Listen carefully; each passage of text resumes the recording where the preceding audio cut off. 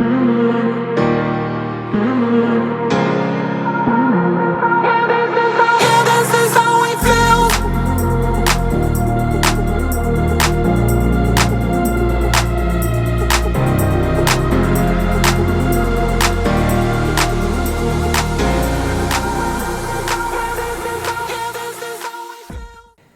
besties, welcome back to my YouTube channel. I'm going to go through an entire glute focused leg day with you guys. I'm also going to go through some of the most frequent questions that I've been getting asked on TikTok and just a couple form tips for you guys in case you guys are struggling with any of these movements or just struggling to feel your glutes in general. So first, I always start off my workouts if I'm doing a glute focused day with something that I feel my glutes in the most, which is usually hip thrusts. I've been trying to push my hip thrusts to go with like increase the weight and everything, which I mean, I've been doing pretty well at. I feel like I have my days. I think this was low-key an emotional workout, if I remember correctly. I did this a couple days ago, and I feel like I was really pushing myself. I'm not sure if I was in a really good mood or if I was in a really bad mood, but I think it was good. I'm going to guess good. Anyways, so this is a question that I get asked pretty frequently, which is, does like the structure of my workout matter? Like, does it matter if I move around the movements or whatever?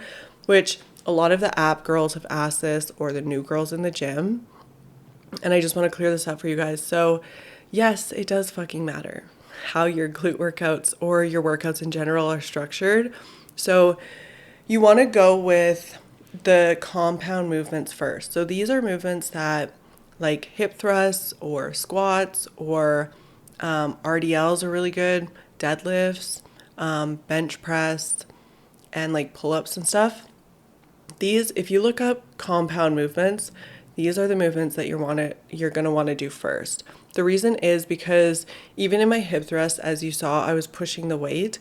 If I had done hip thrusts at the very end of my workout, because it uses so many muscle groups and because like you're pushing so much weight, it's really hard to push the weight when you've already fatigued your muscles.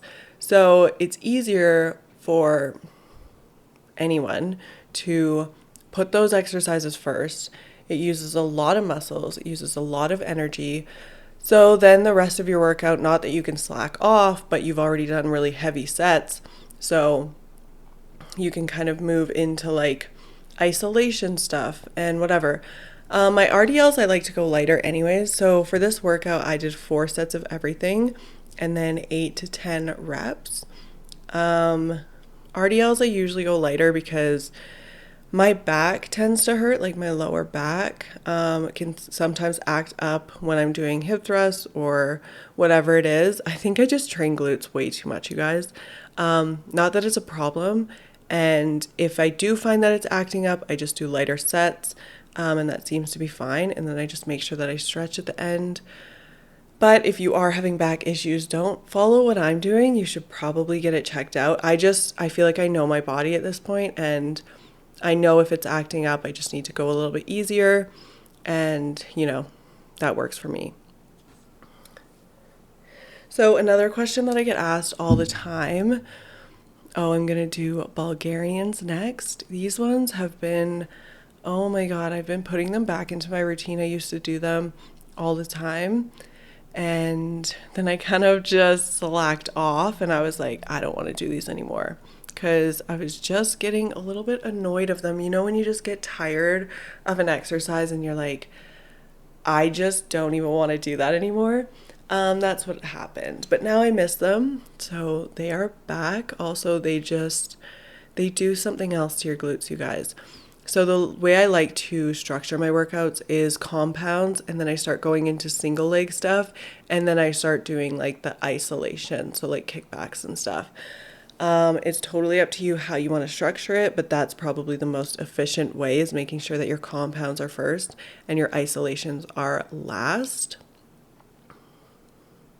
Don't get me wrong, you can totally warm up with isolation movements. Just don't push the weight too much, otherwise you're going to fatigue yourself. It's just like if you're doing too much cardio. So a lot of people ask when to do their cardio when they are trying to grow muscle. And even if you're trying to lose fat at the same time, you want to do your cardio at the very end of your workout. So I would do mine, like I would do my full leg day, and then I'd maybe hop on the treadmill for like 20 minutes or whatever it is. Or if it's nice outside, we just go for a walk.